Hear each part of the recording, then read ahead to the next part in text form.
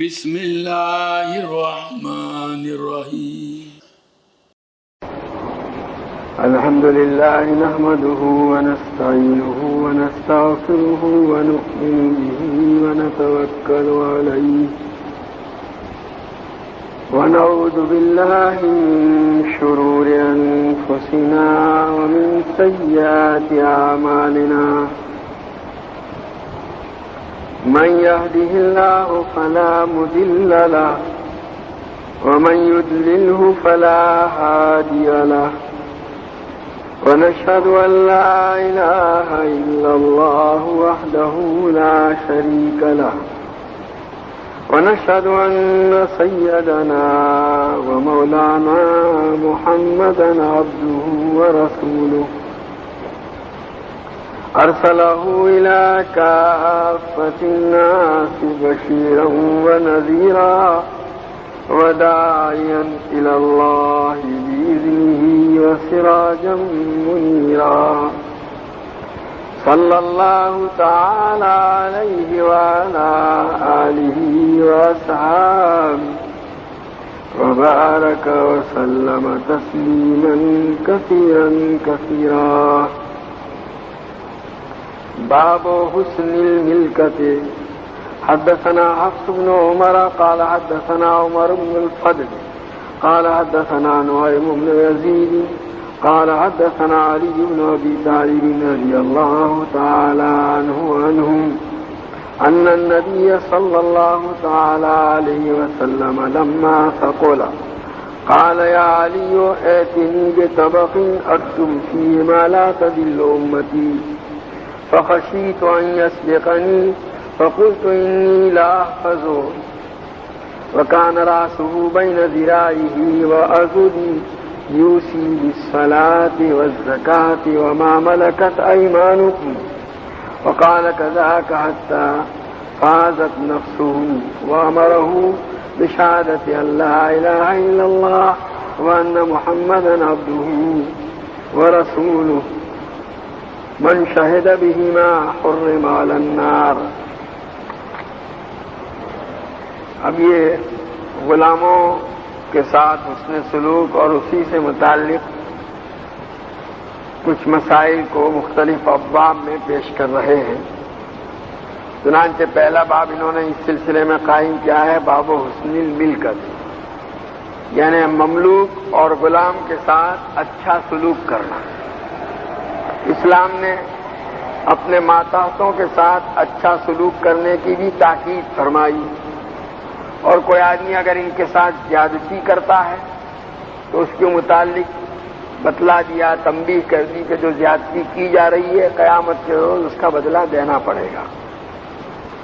چنانچہ غلام جن کا وہ آقا پورے طور پر مالک ہوا کرتا ہے ان کے ساتھ بھی حسن سلوک کی تاکید فرمائی، بلکہ بعض روایتوں میں آتا ہے جیسا تم پہنتے ہو ان کو پہناؤ، جیسا تم کھاتے ہو ایسا ان کو کھلاؤ. کام کا بوجھ ان کی حیثیت اور ان کی طاقت سے زیادہ نہ ڈالو. کوئی ایسا کام اگر سونپا ہے تو اس کو انجام دینے میں ان کی مدد کرو. اور بھی اس سلسلے میں بہت ساری ہدایتیں دی گئی ہے.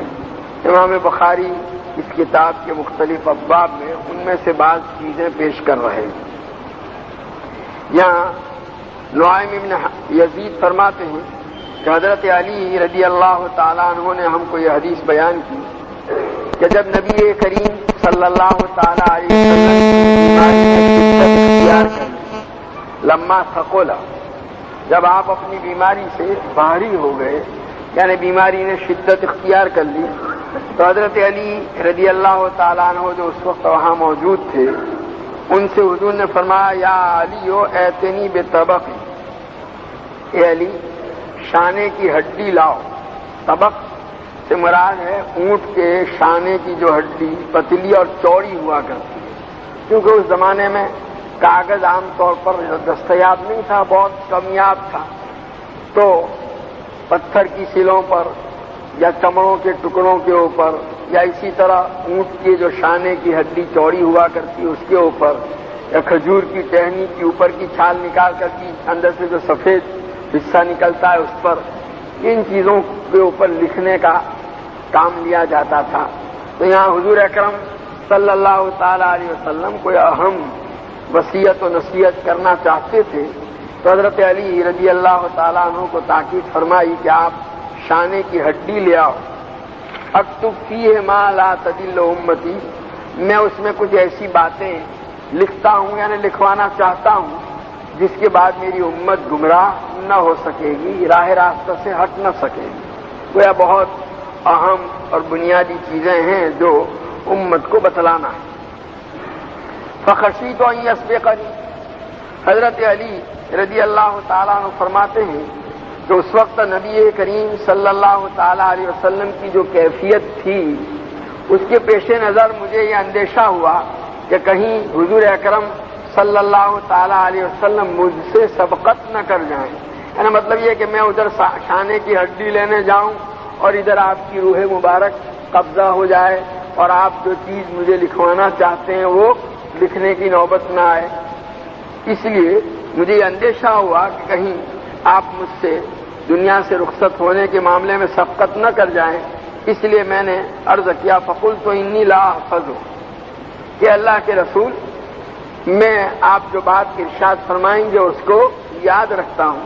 مطلب یہ ہے کہ میں اونٹ کی ہڈی لانے کی ضرورت محسوس نہیں کرتا، کہیں ایسا نہ ہو کہ اتنی دیر میں آپ کی روح پرواز کر جائے، اس لیے میں یہ چاہتا ہوں کہ آپ جو فرمانا چاہتے ہیں زبانی ارشاد فرما دیں، میں اس کو یاد رکھوں۔ وکان راسو بین ذراعی و عضو، کہ نبی کریم صلی اللہ تعالی علیہ وسلم کا سر مبارک جو ہے وہ آپ کے کوہنی اور میرے بازو کے درمیان میں تھا۔ یوسی بالصلاۃ والزکاۃ وما ملکت ایمانکم، چنانچہ جب حضرت علی رضی اللہ تعالیٰ عنہ نے یہ بات کہی تو اب نبی کریم صلی اللہ تعالیٰ علیہ وسلم تاکید فرما رہے ہیں نماز کی، زکوٰۃ کی اور غلاموں سے متعلق۔ گویا جو بات آپ اس شانے کی ہڈی میں اپنی امت کے لیے بطور ہدایت کے لکھوانا چاہتے تھے وہ یہی تھی کہ امت نماز کا اہتمام کرے، زکوٰۃ کی ادائیگی کا اہتمام کرے اور اپنے غلاموں اور ماتحتوں کے حقوق کی ادائیگی کا اہتمام کرے، ان کے ساتھ اس میں سلوک کرے۔ وقال كذلك حتى فاضت نفسه، حضرت علی فرماتے ہیں اسی حالت میں نبی کریم صلی اللہ تعالی علیہ وسلم کی روح مبارک جو ہے قبضہ ہوئی۔ اور حضرت علی فرماتے ہیں کہ نبی کریم صلی اللہ تعالی علیہ وسلم نے لا الہ الا اللہ اور محمد الرسول اللہ اور یعنی اس بات کی گواہی کا بھی حکم دیا امت کو کہ اللہ کے علاوہ کوئی معبود نہیں اور نبی کریم صلی اللہ علیہ وسلم اللہ کے بندے اور رسول ہیں۔ اور آپ نے یہ بھی ارشاد فرمایا کہ جو آدمی ان دونوں باتوں کی گواہی دے گا وہ جہنم کی آگ پر حرام کر دیا جائے گا۔ بہرحال اس روایت میں چونکہ غلاموں کے ساتھ حسن سلوک کی اور بھلائی کی تاکید کی گئی ہے اور وہ عین اس وقت جب آپ دنیا سے تشریف لے جا رہے تھے اس سے اس کی اہمیت کا اندازہ لگایا جا سکتا ہے۔ حدثنا محمد بن الصابق قال حدثنا اسرائیل عن الاعمش عن ابي وائل عن عبد الله رضي الله تعالى عنه عن النبي صلى الله عليه وسلم قال اجيبوا الداعي ولا تردوا الهدية ولا تضربوا المسلمين۔ یہ حضرت عبداللہ ابن مسعود رضی اللہ تعالیٰ عنہ کی روایت پیش کی کہ نبی کریم صلی اللہ تعالیٰ علیہ وسلم نے ارشاد فرمایا کہ دعوت دینے والے کی دعوت کو قبول کرو۔ اب دعوت اگر ولیمے کی ہے، نکاح کی ہے، ولیمے کی، تو اس کے متعلق تو تقریباً علماء کا اتفاق ہے کہ اس کو قبول کرنا ضروری ہے، بشرطے کہ اس میں جو دعوت کے قبول کرنے کے شرائط سارے پائے جاتے ہیں اور خلاف شرع کوئی چیز نہ ہو اور عام دعوت ہے تو اس صورت میں گنجائش ہے۔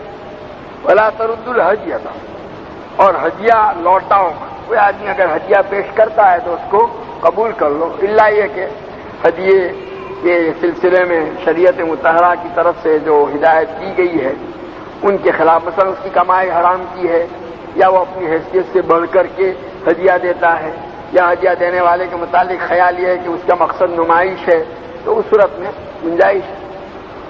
ولا تضرب المسلمین، اور مسلمانوں کو مارا مت کرو۔ بس یہاں تو اس لیے لائے ایک عام حکم نبی کریم صلی اللہ تعالی علیہ وسلم نے مسلمانوں کو مارنے کی ممانعت کا دیا، اس میں غلام بھی آ جاتے ہیں، اور عام طور پر لوگ اپنے غلاموں کے ساتھ پٹائی وغیرہ کا معاملہ کرتے ہی ہیں، تو آپ کی یہ جو ممانعت ہے گویا ان لوگوں پر صادق آتی ہے، اس لیے اس کو یہاں پیش کیا ہے۔ حدثنا محمد بن سلام قال اخبرنا محمد بن فضيل عن المغيرة عن ام موسى عن علي رضي الله تعالى عنه قال كان آخر كلام النبي صلى الله تعالى عليه وسلم الصلاة الصلاة اتقوا الله فيما ملكت ايمانكم۔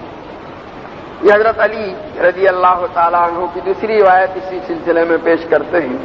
حضرت علی فرماتے ہیں کہ نبی کریم صلی اللہ تعالیٰ علیہ وسلم کا آخری کلام اور آخری گفتگو، آپ کی آخری بات جو آپ نے دنیا سے رخصت ہونے سے پہلے کہی وہ یہ تھی کہ آپ نے فرمایا الصلاۃ الصلاۃ، نماز کا خیال رکھو، نماز کا خیال رکھو، اس کا اہتمام کرو، اور اللہ تعالیٰ سے ڈرو اپنے غلاموں کے سلسلے میں، یعنی ان کے غلاموں کے ساتھ کوئی زیادتی نہیں ہونی چاہیے۔ باب سوء الملکت، یہاں غلام کے ساتھ جو لوگ بدسلوکی کرتے ہیں ان کو بیان کرنا چاہتے ہیں۔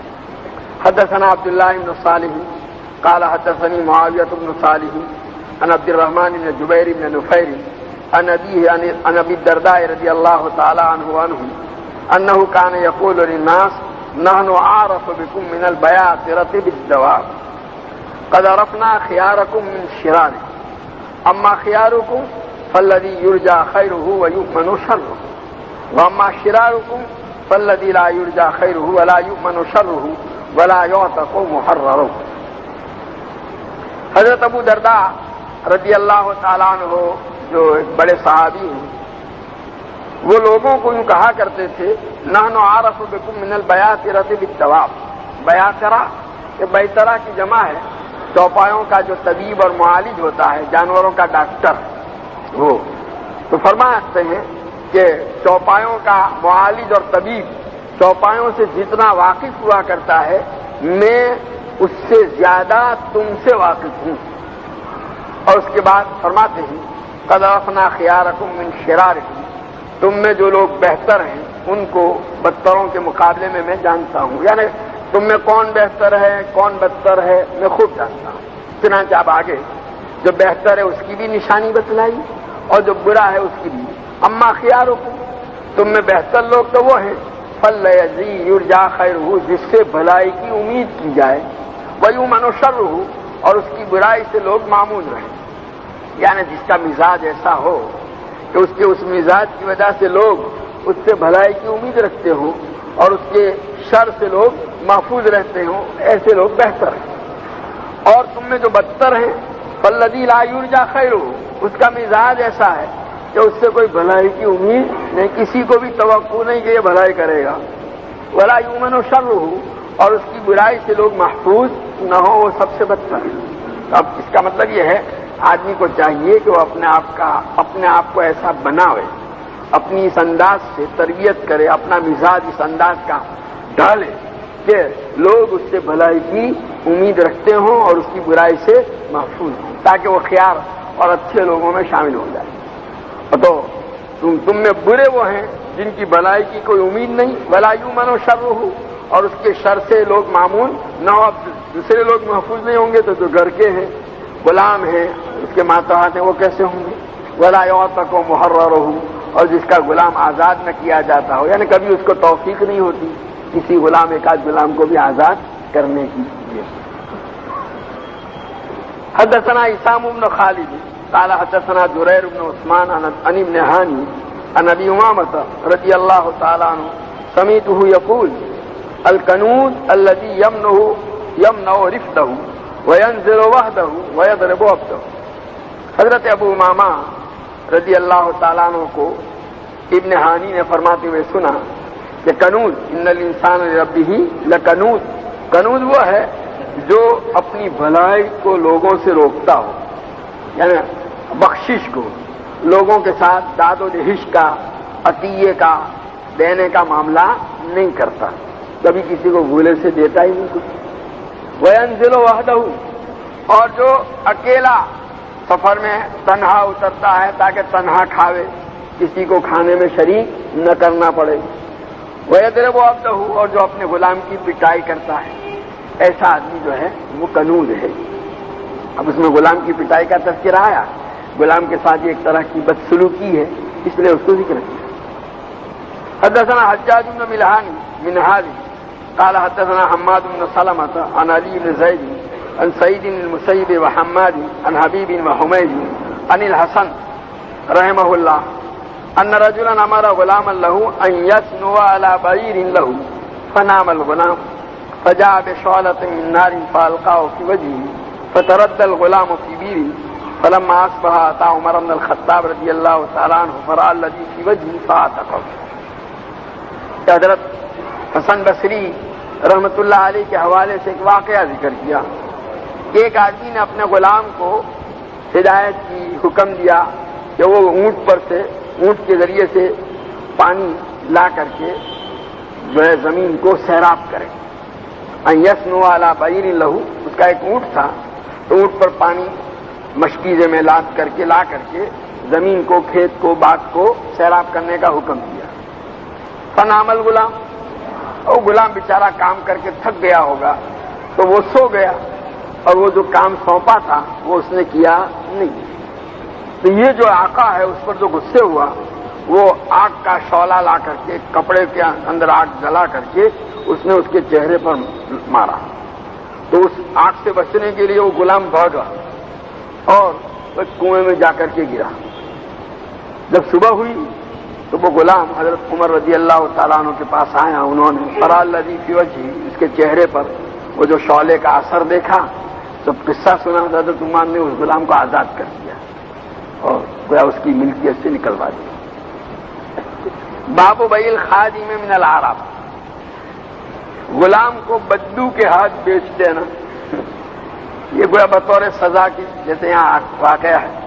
حدثنا سلیمان بن حرب قال حدثنا حماد بن زید عن يحيى بن سعيد عن ابن عمر ان عائشة رضي الله تعالى عنها دبرت أمة لها فاشتكت عائشة فسأل بنو أخيها طبيبا من الزد فقال إنكم تخبروني عن امرأة مسحورة سهرتها أمة لها فأخبرت عائشة رضي الله تعالى عنها قالت سهرتني فقالت نعم فقلت ولما لا تنجين أبدا ثم قالت لي وها من شر العرب ملکتا۔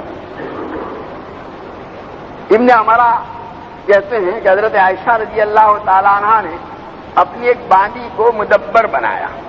مدبر بنانے کا مطلب یہ ہے کہ آقا اپنی باندی کو یوں کہے کہ میرے مرنے کے بعد تو آزاد۔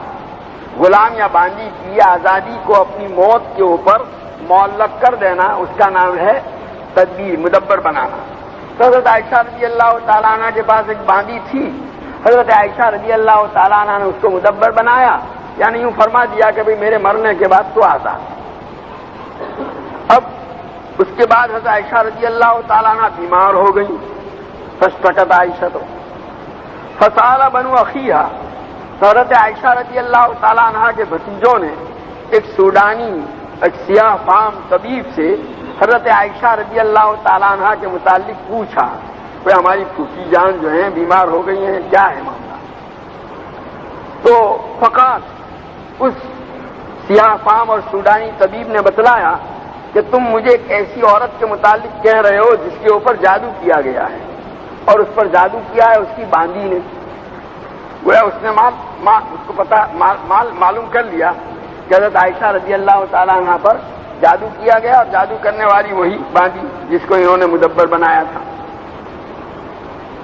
فأخبرت عائشہ تو، چنانچہ بھتیجوں نے آ کر پھوپھی کو اطلاع کی، کہا آپ پر تو یہ آپ کی باندی نے جادو کرایا کیا ہے۔ قالت سہرتی، حضرت عائشہ رضی اللہ تعالیٰ نے اس کو بلایا، پوچھا اس کو کہ تو نے میرے اوپر جادو کیا؟ فقالت نعم، کہا جی ہاں۔ فقلت ولما، پوچھا کیوں؟ اب یہاں لا تنجین ابدا ہے، دوسری روایتوں میں آیا کہ اس نے یوں کہا کہ چونکہ آپ نے میری آزادی اپنی موت پر موقوف رکھی ہے تو میں یہ چاہتی تھی کہ جلدی آزاد ہو جاؤں، تم جاؤ دنیا سے تو میں آزاد ہو جاؤں، اس لیے میں نے یہ کیا ہے۔ حضرت عائشہ رضی اللہ تعالیٰ نے اس لیے کیا جا کبھی بھی تو آزاد نہیں ہو سکے گی۔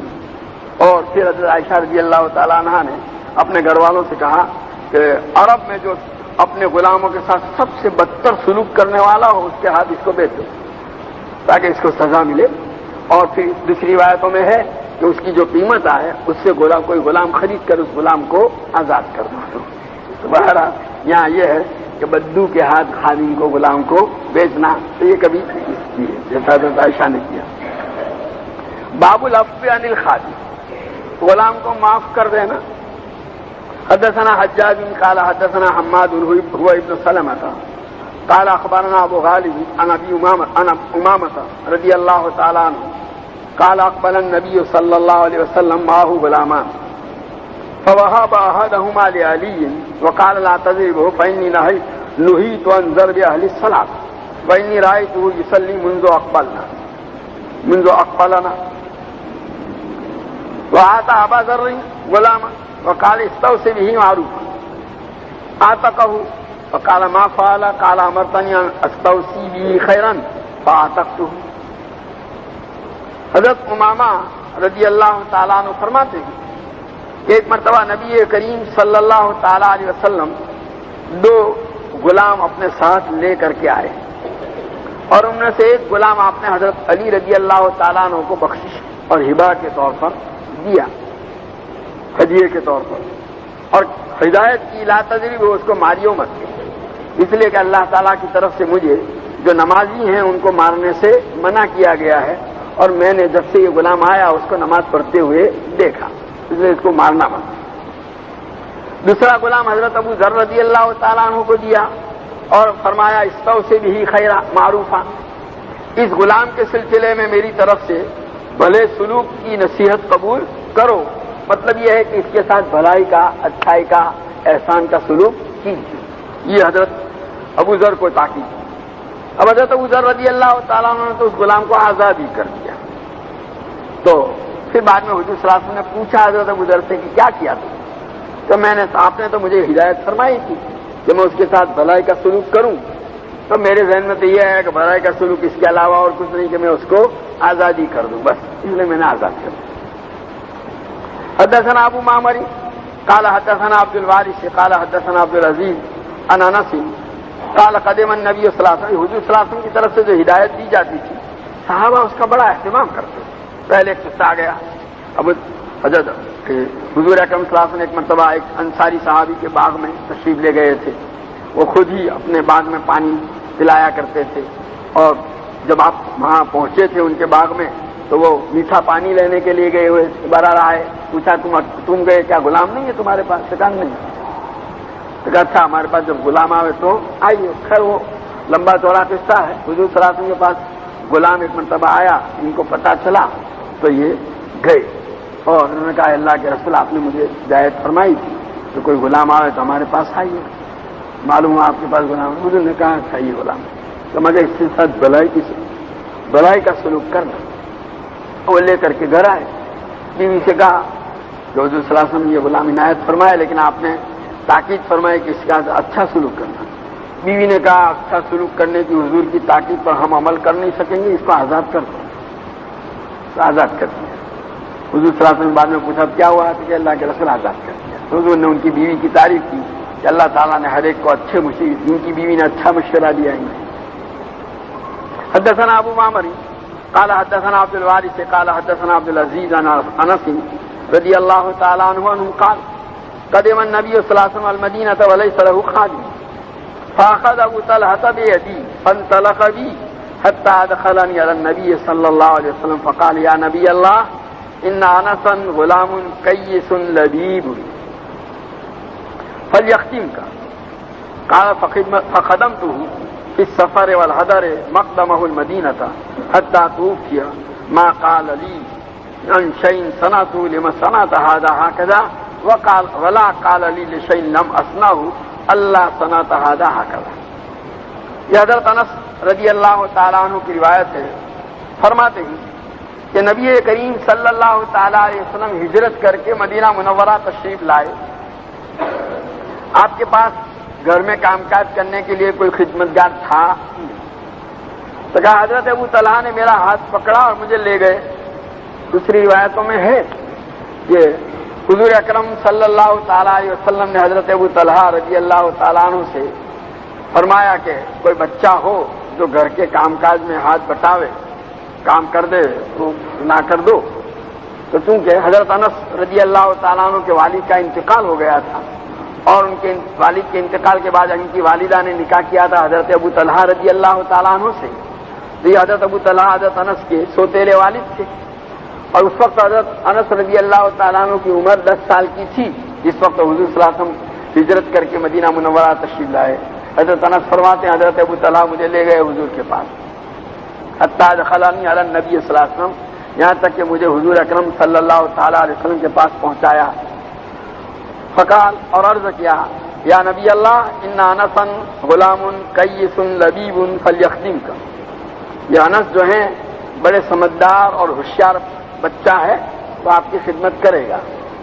چنانچہ نبی کریم صلی اللہ تعالیٰ علیہ وسلم نے حضرت انس رضی اللہ تعالیٰ عنہ کو اپنی خدمت کے لیے قبول فرما لیا۔ چنانچہ حضور صلی اللہ علیہ وسلم کی وفات تک یعنی 10 سال تک انہوں نے حضور صلی اللہ علیہ وسلم کی خدمت کی، حضرت انس رضی اللہ تعالیٰ عنہ۔ قال فخدمت فی السفر والحضر مقدمہ المدینہ حتی توفی صلی اللہ علیہ وسلم۔ حضرت انس فرماتے ہیں میں نے نبی کریم صلی اللہ علیہ وسلم کی خدمت کی سفر میں بھی اور حضر میں بھی، جب سے آپ مدینہ منورہ تشریف لائے تھے وہاں سے لے کر حضور صلی اللہ علیہ وسلم کی وفات تک 10 سال۔ بس آگے کہنے کی جو چیزیں وہ تو آگے آتی ہے، کیونکہ باپ قائم کیا ہے خادم سے درگزر کرنے والا، تو کہا ما قال لی ان شیء صنعته لما صنعت هذا هكذا، کوئی کام میں نے کر لیا تو اس پر کبھی آپ نے یہ نہیں فرمایا کہ ایسا کیوں کیا، اور کوئی کام سونپا ہو نہ کیا ہو تو یہ نہیں فرمایا کہ ایسا کیوں نہیں کیا۔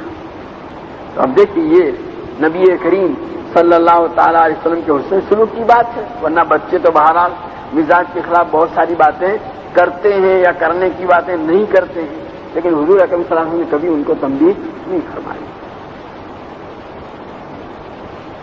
باب اذا سرق العبد، غلام جب چوری کرے تو اس کے ساتھ کیا معاملہ کرنا چاہیے۔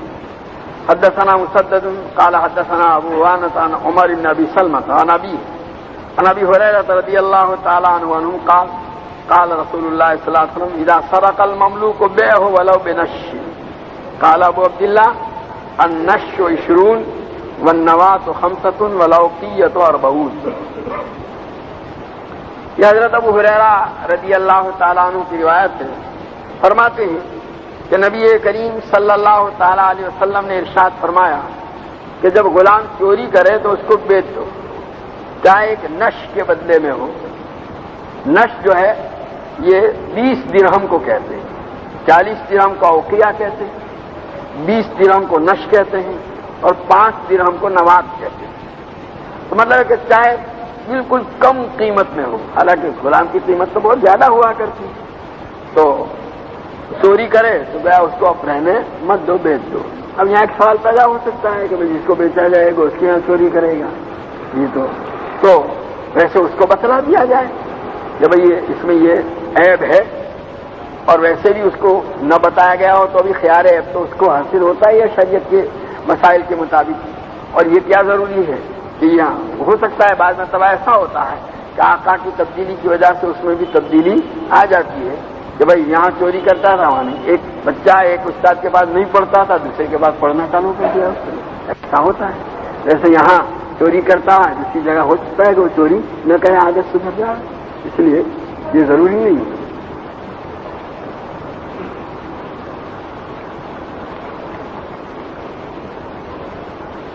مہر فاطمی کا کیا نصاب ہے؟ 1531 گرام چاندی، 1 کلو 531 گرام چاندی، یہ مہر فاطمی کی مقدار ہے آج کل کے حساب سے۔ کیا بالوں میں جیل لگ جیل کیا ہے؟ کیا ہوتا ہے؟ بالوں میں لگانے کے بعد جیسا بال کرنا چاہے ویسے کر لے۔ بالوں میں جیل لگانے سے اس کے اوپر مسح کرنے سے مسح ہوگا. ایک طرح کی جیلی کے مانند چکنا ہوتا ہے جو بالوں کو سیٹ کرنے کے لیے لگاتے ہیں.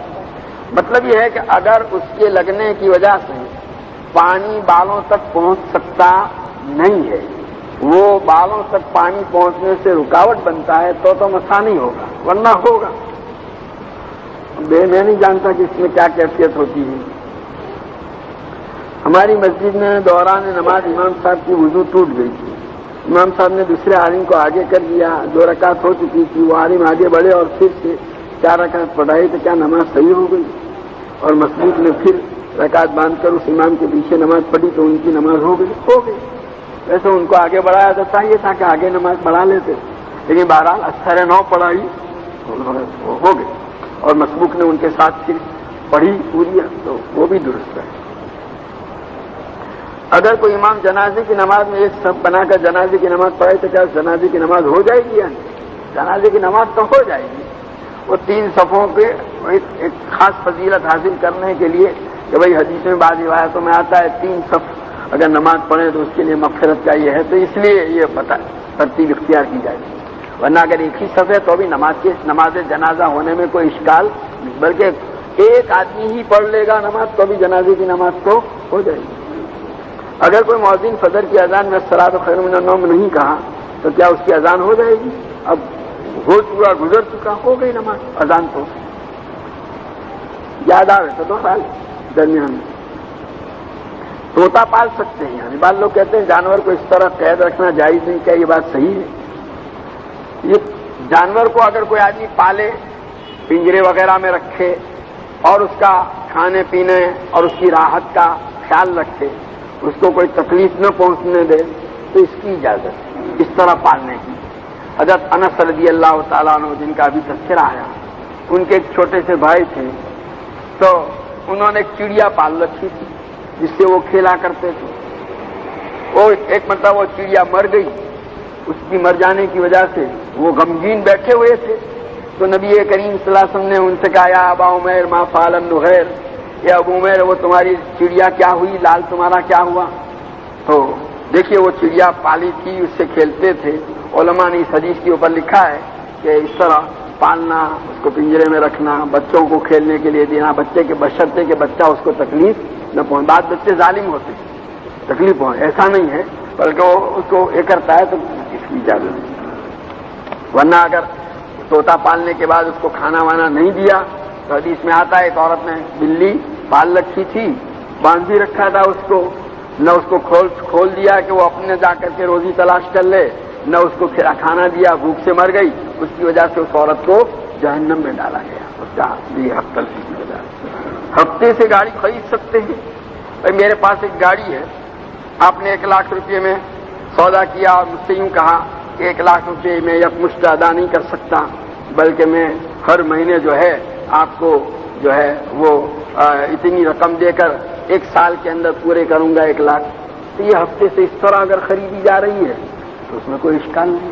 اور اگر کوئی دوسری تفصیل ہے تو وہ تفصیل بتائی جائے اور اس کے مطابق تم کو معلوم کر سکتے ہیں. مکڑی کو مار سکتے ہیں یا نہیں؟ لوگ کہتے ہیں کہ مکڑی نے حضور صلی اللہ علیہ وسلم کی نماز میں حفاظت کی تھی، غار میں حفاظت کی تھی، اس لیے اس کو نہیں مار سکتے. بلا وجہ مکڑی ہی نہیں، کسی کو بھی مارنے کی اجازت نہیں. بعض جانور ایسے ہیں، مچھر ہے، پسو ہے، کھٹمل ہے، ان کو تو مارنے کی اجازت دی ہے. باقی کسی جانور کو بلا وجہ اگر تکلیف نہیں پہنچا رہا ہے تو اس کو مارنا نہیں. تو مکڑی کو اگر وہ آپ کو تکلیف نہیں پہنچا رہی ہے تو کائے کو ماریں گے آپ؟ کسی بھی جانور کو حدیث میں آتا ہے کہ اللہ تعالیٰ قیامت کے روز اپنا انصاف ظاہر فرمائیں گے. دنیا میں اگر سینگ والی بکری نے بغیر سینگ والی بکری کو مارا ہے تو اللہ تعالیٰ اس سینگ والی بکری کا سینگ نکال لیں گے اور بغیر سینگ والی بکری کو سینگ دے کر یوں کہیں گے تم مار کر کے اپنا بدلہ لے لو. اور پھر بعد میں جب جانوروں کا اس طرح حساب ہو جائے گا، یعنی اس طرح معاملہ، اس کے بعد کہہ دیا جائے گا کونو ترابا، مٹی ہو جاؤ. یہ منظر دیکھ کر کافر یہ تمنا کریں گے یا لیتنی کنتو ترابا، کاش کہ میں بھی مٹی ہوتا. یعنی اس طرح معاملہ ختم ہو جاتا، جہنم میں جانے کی نوبت نہ آتی. بہرحال بتلانا یہ ہے کہ جب سینگ والی بکری نے بغیر سینگ والی بکری کو مارا اور اس کا بدلہ دلوایا گیا تو ہم بلا وجہ کسی جانور کو اگر چھیڑیں گے، بعضوں کی عادت ہوتی ہے کتا بیٹھا ہوا ہے اس کو مار دیا، بھائی کیا اس نے بگاڑا آپ کا؟ ہاں اگر وہ آپ کو پہنچتا، آپ کو ڈراتا اور آپ اپنے دفاع میں کچھ کرتے تو بات تھی، تو بلا وجہ کسی جانور کو بھی ماریں گے تو اللہ میاں کے حساب تو دینا پڑے گا، یاد رکھنا۔ کیا جائے کہ انسانوں کو اور وہ بھی اپنے گھر کے لوگوں کو، ماں باپ کو، بیوی بچوں کو، ان کو اگر جو ستائیں گے کیا معاملہ ہوگا سوچا جا سکتا ہے۔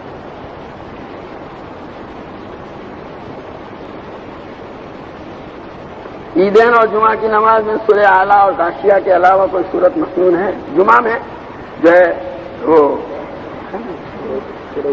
سورہ جمعہ اور سورہ منافقون کی ہے۔ اکثر دیکھا ہے کہ امام یہی دونوں صورت پڑھتے ہیں یا ادھر ادھر سے کچھ پڑھ لیتے ہیں۔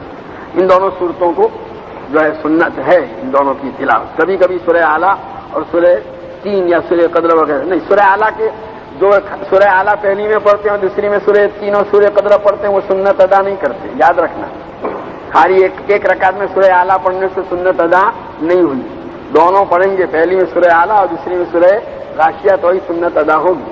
ہمارے بزرگوں کا اس کا بڑا اہتمام تھا۔ حضرت شیخ رحمۃ اللہ علیہ کے یہاں بھی دیکھا کہ جمعہ کی نماز میں صبح کو بھی کسی نے اگر سورہ سجدہ اور سورہ دہر نہیں پڑھی تو حضرت فوراً تنبیہ فرماتے تھے۔ حضرت مدنی رحمۃ اللہ علیہ کے متعلق سنا، حضرت شیخ الاسلام مولانا حسین وہ بھی بڑی فوراً تنبیہ فرماتے تھے۔ اسی طرح جمعہ کی نماز میں بھی تو سنت قرات کا اہتمام کرنا چاہیے، اور اگر کوئی کسی جگہ امام کرتا ہو تو اس کو اپنی سعادت سمجھنا چاہیے کہ ہمارے ہاں اللہ نے ایسا امام دیا ہے۔ ہم میں تو جمعہ کے روز کئی سفر میں ہوتا ہوں، فجر کی نماز میں بہت دل سے دعا کہ اللہ کرے یہ سورہ سجدہ پڑھے، اللہ کرے سورہ دہر پڑھے، جہاں دوسری سرف شروع کی میرا تو دماغ خراب ہو گیا، بہت دل میں دعا کروں۔ اس لیے بھائی ایسا ہے تو خوش ہونا چاہیے۔ بعض لوگ اس کی وجہ سے اور الجھتے ہیں، کیا کہا جائے محرومی کے علاوہ۔ وہاں مسجد سے باہر نکل کر 2 گھنٹے کھڑے رہیں گے بات کرنے کے لیے، وہاں ٹانگیں نہیں اور یہاں سائیکل چلاتے نماز کے اندر۔ میرے دوستوں کے گھر والوں کا کار حادثہ ہو گیا، دعا کی گزارش، اللہ تعالیٰ ان کی مغفرت فرمائے۔ کار حادثہ ہو گیا تو ایک طرح کی شہادت بھی ہے، اللہ شہادت کی اجر سے مالا مال فرمائے۔ ہم اشراق کب پڑھیں؟ 20 منٹ بعد، 15 منٹ بعد یا 10 منٹ کے بعد؟ دیکھو شریعت نے منٹوں کی تعین نہیں کی، اصل تو یہ ہے کہ سورج جس وقت تک طلوع ہوتا ہے سرخ ہوتا ہے، کیسا ہوتا ہے؟ سرخ لال، اور اس میں جو ہے سفیدی نہیں ہوتی۔ نکلنے کے بعد جب سرخی ختم ہو کر سفیدی آ جائے، وہ وقت جب تک سرخی ہے اور سفیدی نہیں آئی وہاں تک وقت مکروہ ہے۔ سفیدی آ جائے اب آپ اشراق پڑھ سکتے ہیں۔ اب وہ سفیدی 10 منٹ میں آ جاتی ہے تو 10 منٹ میں پڑھیے، 15 میں آ جاتی ہے تو 15 منٹ میں پڑھیے، 20 منٹ میں آ جاتی ہے تو 20 منٹ میں پڑھیے۔ موسم کے اعتبار سے فرق ہوتا ہے، گرمی کے زمانے میں جلدی سے سفیدی آ جاتی ہے، 10 15 12 منٹ میں ہو جاتی ہے، اور سردی کے زمانے میں اتنی جلدی آتی نہیں۔ دوبارہ جیسا کر دیا جائے، منٹوں پر حساب مت رکھو، سمجھے نا؟ منٹوں پر حساب، اب تک وہ تقویموں کی وجہ سے لوگ غروب بھی نہیں، وہ منٹوں پر یا تقویم پر حساب، ایک طرف تقویم پر چلتے ہیں دوسری طرف گھڑی صحیح نہیں رکھتے۔ مسجدوں میں گھڑیوں کو صحیح رکھنے کا اہتمام ہونا چاہیے، امام کو بھی چاہیے اور ذمہ داروں کو بھی چاہیے۔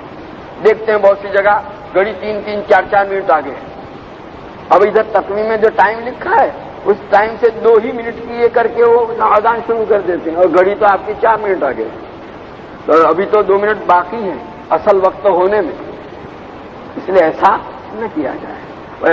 بھائی عبدالحفیظ صاحب منیار حفظہ اللہ وہ مجھے قصہ سناتے تھے کہ کیونکہ انہوں نے تقویمیں شائع کی ہیں تو کہا کسی زمانے میں میں نے اس بات کا اہتمام کیا کہ سورت کی مسجدوں میں دیکھو نماز ٹائم پر ہوتے ہیں یا نہیں، یہ تو کیا ایک مسجد سورت کی مسجد جو بالکل کسی ایک دم ایسی جگہ واقع تھی جہاں سے غروب شمس کا منظر پورا نظر آوے، تو کہا مغرب کی نماز بانگی صاحب نے چالو کر، تو میں نے کہا بانگی صاحب ابھی وقت نہیں ہوا، تو وہ بانگی صاحب اذان دیتے دیتے یوں کہتے ہیں تقویم دیکھو اور گھڑی دیکھو۔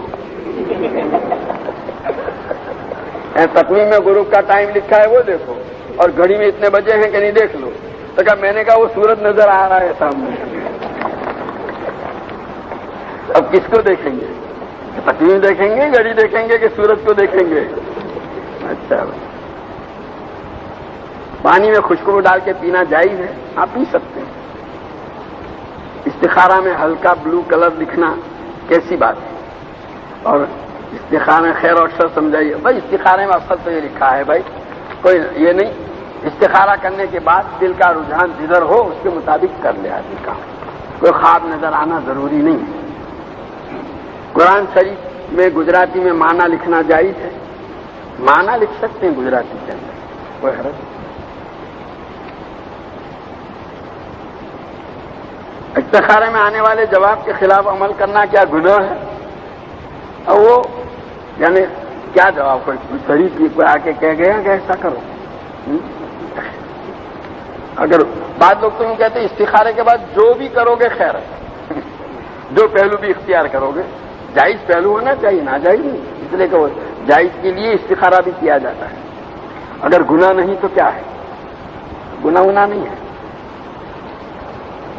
سبحانك اللهم وبحمدك وتبارك اسمك وتعالى جدك ولا اله غيرك اللهم صل وسلم وبارك على سيدنا ومولانا محمد وعلى ال سيدنا ومولانا محمد كما تحب وترضى بعدد ما تحب وترضى ربنا ظلمنا انفسنا وان لم تغفر لنا وترحمنا لنكونن من الخاسرين اللهم وفقنا لما تحب وترضى من القول والعمل والفعل والنية والهدى۔ اے اللہ تو ہمارے گناہوں کو معاف فرما، ہماری خطاؤں سے درگزر فرما، نبی کریم صلی اللہ تعالیٰ علیہ وسلم کے طریقوں اور سنتوں کو اپنی زندگی کے ہر شعبے میں جاری کرنے اور اپنانے کی ہمیں توفیق و سعادت عطا فرما۔ اے اللہ تو ہمارے بیماروں کو صحت کاملہ عاجلہ مستمرہ عطا فرما، مقروضوں کے قرضوں کے ادائیگی کی شکلیں پیدا فرما، پریشان حالوں کی پریشانیوں کو دور فرما، حاجت مندوں کی حاجتیں پوری فرما، قید و بند میں محبوسوں کو رہائی نصیب فرما، مقدمات میں محفوظ کو بری فرما، جو جس مصیبت میں گرفتار ہے اللہ اس سے نجات عطا فرما۔ اے اللہ حضور پاک صلی اللہ تعالیٰ علیہ وسلم نے جتنی خیر اور بھلائی آپ سے مانگی ہمیں اور پوری امت کو عطا فرما، اور جن شرور اور برائیوں سے پناہ چاہی اس سے ہماری اور پوری امت کی حفاظت فرما۔ اے اللہ اس مجلس میں موجود تیرے تمام بندوں کی جائز دلی مرادیں پوری فرما۔ ربنا تقبل منا انک انت